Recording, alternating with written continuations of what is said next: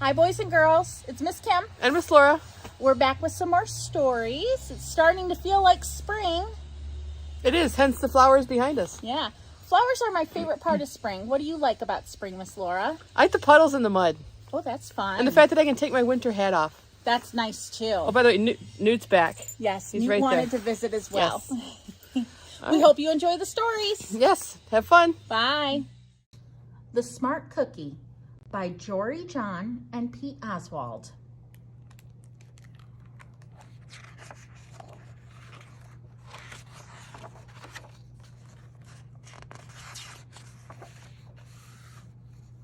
Greetings, I'm a cookie. I live in a bakery on a street corner near a river. Come on in.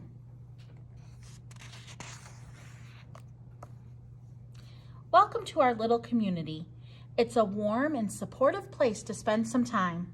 Pretty fantastic, eh?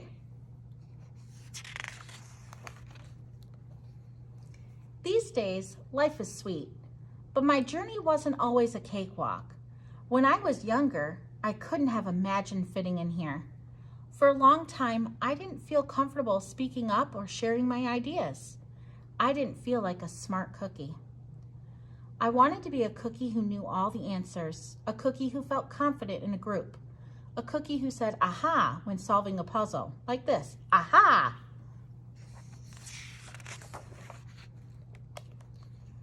Looking back, I had some trouble in my early days.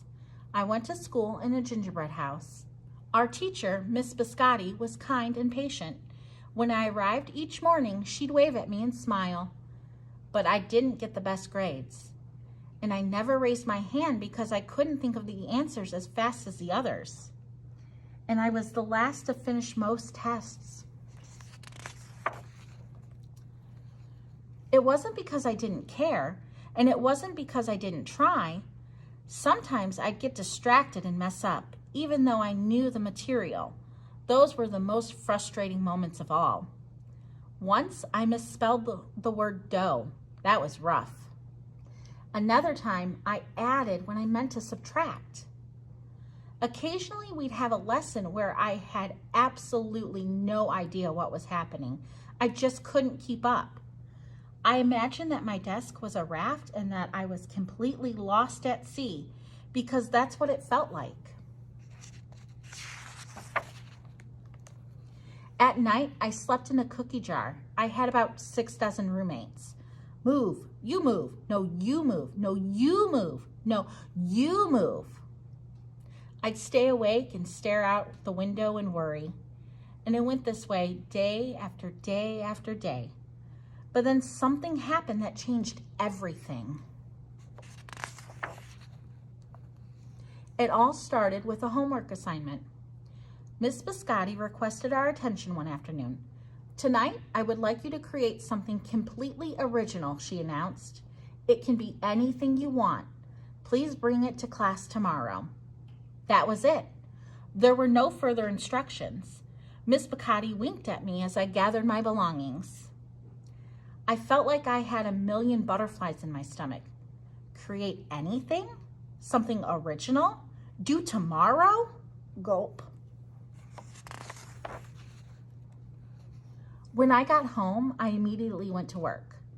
At first, I tried a cooking project. The results were half-baked. Next, I tried to hammer and nail something. It splintered immediately. Then I tried making a sculpture. It was a complete bust. I wondered if I was about to fail yet another assignment. I was stuck. I stared out the window and watched the rain hit the river.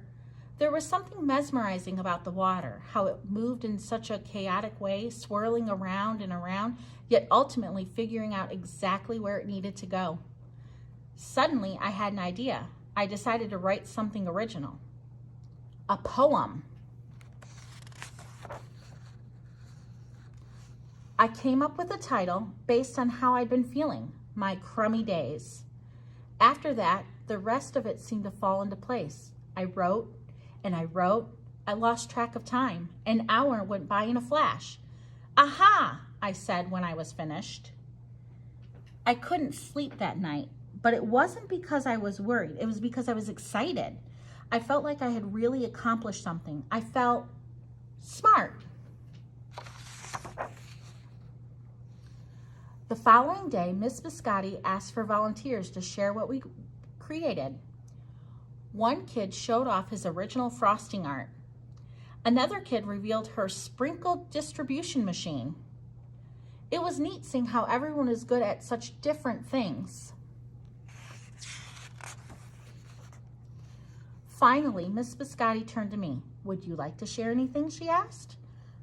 Gulp, I gulped. I thought I'd probably crumble under the pressure, but I made my way to the front of the classroom. I noticed my hands were shaking. My mouth went dry. This poem is called My Crummy Days, I said, my voice cracking, and then I read it aloud. As I spoke, I noticed some kids nodding at certain lines. Other kids laughed at parts that were supposed to be funny. As I built toward the finale, I felt myself becoming more confident and animated. And in the end, everybody clapped and cheered. I promise you this, I'll never, ever forget it. Miss Biscotti was beaming. No one but you could have written that poem, she said. It was completely original.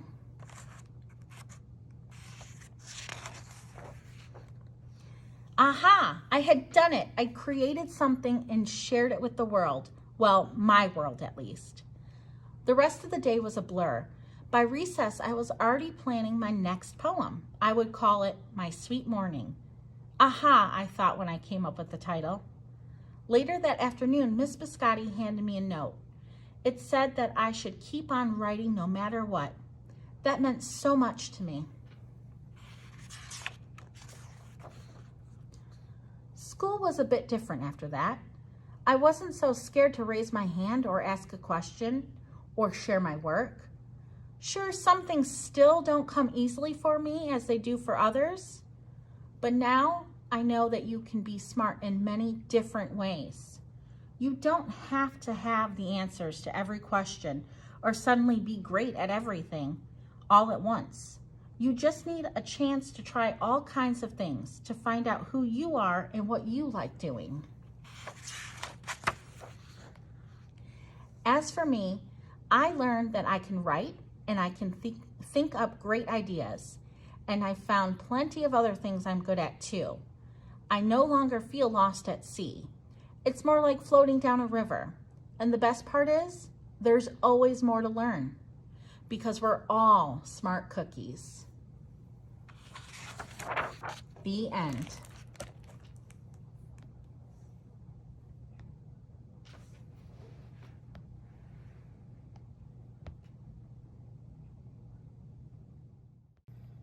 Bob by Tracy Pearson.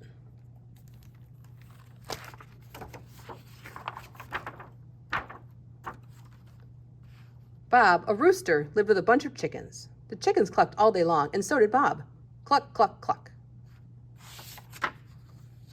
One day, Henrietta told him the truth. Bob, she said, you are not a chicken. You are a rooster. You need to stop clucking and learn how to crow so you can wake up the girls every morning. That's what roosters do. Will you teach me? Asked Bob. No, said Henrietta. I am a cat. Cats don't crow. I can only teach you how to meow. So Bob learned how to meow. Then he went off in search of a rooster. Meow, meow. Bob walked and walked until he met a dog. He learned how to woof and wag. But a dog is not a rooster, so Bob continued down the road. Meow, meow, woof, wag.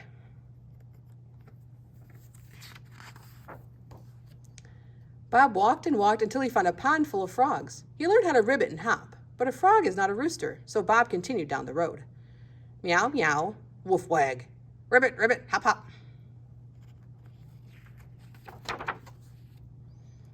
Bob walked and walked until he came to a field of cows. He learned how to moo and tried to chew his cud, except he didn't have one. Bob decided to eat bugs instead.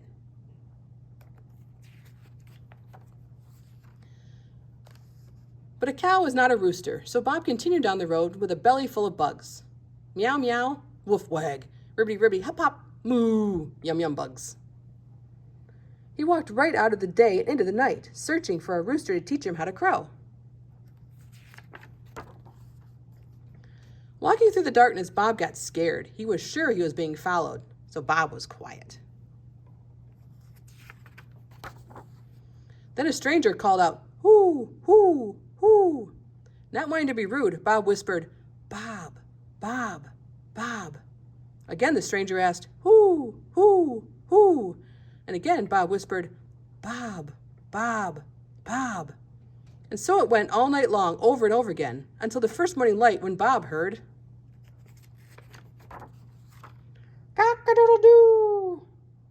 There was in the middle of the road was a bird who looked a lot like a Bob. His name was Fred, and he taught Bob how to crow. It was dark by the time Bob walked all the way home. He settled in for the night, being careful not to wake the girls or Henrietta. Bob was too excited to sleep, so he was wide awake when the fox came. He let out a big cock-a-doodle-doo, but he didn't scare the fox. Meow, meow, meow, woof, woof, woof, ribbit, ribbit, ribbit, moo, yum, yum, fox. The fox, terrified and amazed by all the animals in the coop, especially the one that sounded hungry for fox, ran home never to return. And from then on, every morning Bob woke the girls and Henrietta up with a cock-a-doodle-doo. Or if you felt like it, meow, wolf, ribbit, moo, yum, yum, bugs.